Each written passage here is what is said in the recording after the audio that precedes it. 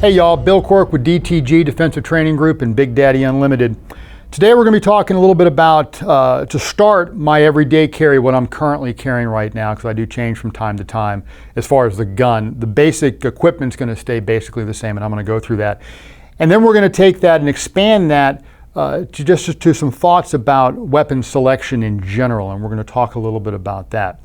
So specifically for right now, what I was carrying today, and I've taken it all off and laid it out here on the table. Right now I'm getting back into a SIG P320 kick. So I've got my SIG P320. This one has been modified with the RMR cut, in this case an Trijicon SRO, by ATEI, and it's got the suppressor sights to go along with that. The grip, it's a full-length dust cover X-frame that has been reworked and textured by Great Lakes Custom Works. They're the people I use for my texturing. Fantastic job. This thing does not slip, even in Florida with all the humidity and the heat and the sweat and everything. This thing never fails me. I got a bunch of guns that they've done, and I've shot them in all kinds of conditions, sweaty, muddy, bloody, and a top-notch product, top-notch work. So with the full-length dust cover, comp sticks out just a little bit past the edge of the dust cover, but still, it is something that I can conceal effectively and efficiently. I do run the weapon light. This is an X300 Ultra B model that I like. One of my prime life safety rules is that you have to make a conscious decision if you're going to shoot something, and part of that is you have to positively identify what the target is in order to make that conscious decision. A weapon light, and we'll talk in a second about our handheld light, these are necessary to give you that information. Light equals information, information is power. So I've tweaked the gun just a little bit to support my needs. The way that I do my reloads, I come underneath and I hit the left side, what would be normally the right-handed person's slide release lever with my middle finger. I come underneath, and I've actually trimmed the left side off, and what this does is it prevents me from shooting with a high thumbs grip from overriding my slide release and keeping the slide from locking open on my last magazine. So that's something that I've started doing. Started that technique when I was running my Archon Type B, because it particularly lends itself to this, and then I've adapted it to my 1911s as well as my Glocks and my SIGs, my Gen 5 Glocks and my SIG P320s, and I've started cutting off that on the ambidextrous side just to eliminate that as a problem. I'm also running, as I mentioned earlier, a Trijicon SRO. Huge believer in red dots. They are the way of the future. I've been running a red dot, primarily an RMR, Trijicon RMR, on my duty weapon since 2009. And given my choice, I'm going to run a gun with a red dot. So that's the pistol. Now going from there, always carry a spare magazine. These have the gray guns, extended base pads, which just go on here just so I can strip them out of the mag well. This is my preferred holster. This is from T5 Custom Kydex, and I do like the one-piece design. I know that some people have concerns that these are going to be uncomfortable or they're going to crack under repeated use. I have been running these now for about 4 years. I have fought people in them, I have trained in them, I have taught in them, I have worn them on 15-hour car trips, I have rolled around in the mud, worn them in all kinds of circumstances, all kinds of clothes, and there are a bunch of different versions out there. Some are good, some are not so good. The T5 in particular, I have one of these for almost all of my primary carry guns, and cannot say enough good things about this. Jerry really understands how to contour these things to eliminate hot spots. This has got the Raven claw mounted on here. I specify a right-handed claw because I like it to go down a little bit. The left-handed one, which angles up this way, sometimes kicks out over my belt when I'm bending over. This stays underneath and locks in place. And then it's got the Raven concealment wedge as well, which helps push the muzzle out a little bit, gives you a little bit of, relieves that hot spot and helps with concealment as well.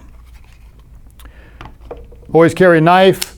This is a zero tolerance flipper. They've actually discontinued these now, but I've had this for many years. Always carry a knife. Knife's very important as a tool, maybe even as a weapon, but in this case it's primarily a tool. Handheld light. So this is my current favorite. This is from a company called Mod Light. This is their PLH head, which is very, very powerful. Takes the rechargeable batteries. I've got it accessorized with a Theorem switchback. from a buddy of mine that owns this company, and this is just one of the best pieces of kit you can get. Very, very simple. It gives you the belt clip, gives you something that you can wrap around your finger so if your hand pops, you don't lose it. Helps you with manipulations. You can still do reloads and whatnot, and yet still retain control of your light. A handheld flashlight is one of the best things you can carry. These are benign. You can carry them wherever you go. Courthouses, airplanes, the whole 9 yards. No one's going to give it a second glance. And if they do ask you, why do you carry a light? You carry a light to see in the dark. That's the answer, and it kind of deflates that argument. This isn't a weapon. This is a tool. And but when I'm out walking at night or running at night, if somebody does jump out of the bushes at me, this is something that I can go to town and be very effective with. I didn't have to go for a knife or anything else because I've got this. And then, like I said earlier as well with the weapon light, light is information, information is power, and as responsibly armed citizens, that's a critical component for us. So finally, when we start talking about carrying things that can make holes, whether it's a knife or a firearm, it's probably a good idea that we also carry something so we can plug holes. If you get into a fist fight, you're probably going to get punched. You get into a knife fight, you're probably going to get cut. Get into a gunfight, there's a good chance you're going to get shot. So it might be a good idea for either you or the people you care about to have some equipment to handle that situation, along with the training to go along with that. So in this case, I carry these everywhere I go. I've got a soft T wide tourniquet. This is their latest generation with the slightly reduced windlass and the retention clip here. This is a Filster flat pack mount system that I use. This just goes on the point of my hip, hides in plain sight, accessible by either hand. Tourniquet is a critical piece of equipment. Learn how to use it. Get one, carry one, learn how to use it. Then in my bellows pocket, I'm retired now, so the fashion police have given up on me. I can dress however I want. In my 511 shorts, I carry this in my bellows pocket, and it sticks out a little bit, but no one pays any attention to it. This is a single serve IFAK, individual first aid kit. I've got combat gauze, a hemostatic agent. I've got some chest seals. I got a pair of gloves. A compression bandage is stuck in the middle there. The plastic bag itself is also part of the package because I can use that as an impromptu chest seal if I need to. The duct tape is there for the same reason, to help secure that should I have to. These things are some of the most neglected pieces of equipment in most people's EDC. They don't carry any kind of medical equipment. I carry this on my person everywhere I go, even when I'm dressed up, the few times that I get dressed up these days. And I have more in my vehicle. And I've got the training to use these things. I do a class, just to mention it, called Concealed Carry Medical Applications. It specifically talks about how to use one of these things in a gunfight type scenario. So that's available on my website. The class dates are available on my website. All right, so now I want to go a bit beyond this, and I tend to carry full-size pistols. That is, there are various reasons for that. I'm a retired cop. I did a lot of different things in my career that have shaped my opinions and my habits over the years. I'm willing to carry something bigger. I'm comfortable. I'm used to carrying something bigger. As I said, my wardrobe now allows me to carry something bigger. Additionally, I'm a professional shooter. I'm a professional instructor. This is what I do day in and day out. So I carry tools that are appropriate for that job. But it is still a choice, and I will say that you can carry more than you think you can if you give it proper consideration as far as wardrobe, a good solid belt, that's something that gets neglected a lot, and then good holster selection. You can carry more than you think you can. But this is not to say that you got to carry a big gun, so let's just talk about that for a second. Right now we have more concealed carry options out there than ever before, and a lot of really good options. There's some that are not so good though. This isn't about carrying a small gun or a big gun. There are some true statements on both sides. Bigger guns are generally easier to shoot. There's more to hold on to. There's more weight for recoil control. They tend to have better sights, better triggers. They tend to hold more ammunition and be chambered for more effective ammunition. Smaller guns are easier to carry. They're lighter in weight. But they tend to be harder to shoot. There's less to hold on to. There's less weight for recoil mitigation. The sights and triggers frequently aren't as good, and they tend to hold less ammunition and be chambered for less effective ammunition. So those are generally true statements. But there are some really good small guns. Glock 43, 43X, 48, the SIG 365 series, 365, 365XL, the M&P Shield, the Springfield Armory Hellcat. There are some really, really good guns out there, smaller guns that will get the job done. Now you are still going to have something that's a little bit smaller, a little bit more difficult to manipulate, but depending on what your lifestyle is and how important concealment is, they may be good choices.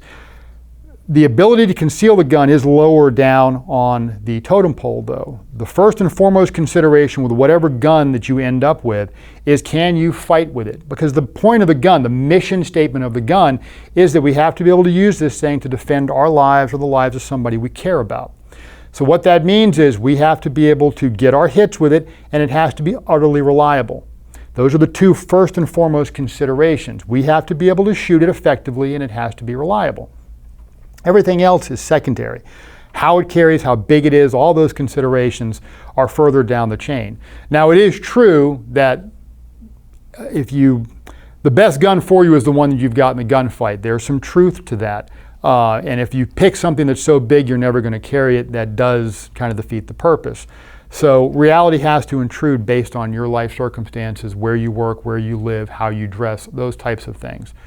But with your concealed carry gun, make sure that you can get your hits and that the gun is reliable, not just with ball ammunition, but with the carry ammunition that you actually use. You got to take that ammunition, not just any hollow point, but your specific hollow point, take it out and run a quantity through the gun to make sure it's reliable with that particular hollow point. Because there are some hollow point gun combinations that are just not compatible. Whatever you end up with, make sure that it meets those two criteria. Then we start looking at the comfort, where we're going to conceal it, how we're going to conceal it, maybe go into a slightly smaller analog. If you're running a Glock 17 for training, maybe a Glock 19 or even a Glock 48 or a Glock 43X, somewhere along those lines, to try and maintain that cross-commonality and compatibility from system to system. Avoid, if you can, one of these really small guns. I used to argue with my fellow officers frequently. Off duty, they would say, well, this is just a just-in-case thing. And another buddy of mine, another trainer, he likes to call gunfights a low-frequency, high-consequence event. And if you think about that, it's not common. It's true. This is not common. It was not expected that we're going to get into a gunfight. But if we do, the stakes are going to be really high. Potentially our life, the life of somebody we care about. So we want to balance those things out and make sure we've got the gun, make sure it's something that we can fight with. There's more that we can discuss about this, but that kind of gives you an overall view of what we want to talk about and some of the considerations that need to go into making this selection. I cannot emphasize enough, I mentioned this, but just to say it again, a good solid belt. The belt I use is from Aries Gear. You want something that's going to be rigid enough that will support all of this equipment, otherwise it's not going to be comfortable and you're not going to carry it. Get a good holster. You will end up with multiple holsters as you try to find the one that's going to work for you the best. I'm a bit of a holster freak. I've got about 375 different holsters. I'm a lefty, so I just keep them. Drives my wife nuts. But that's one of my things. I do like holsters. It'll take you a while to find something that works for your particular body. This is what I use. Your mileage may vary. What I use may not be what's most effective for you. But this starts the conversation, hopefully gives you some things to think about. And as always, if you do have any questions, please leave some comments or reach out to us and we'll do whatever we can to help you.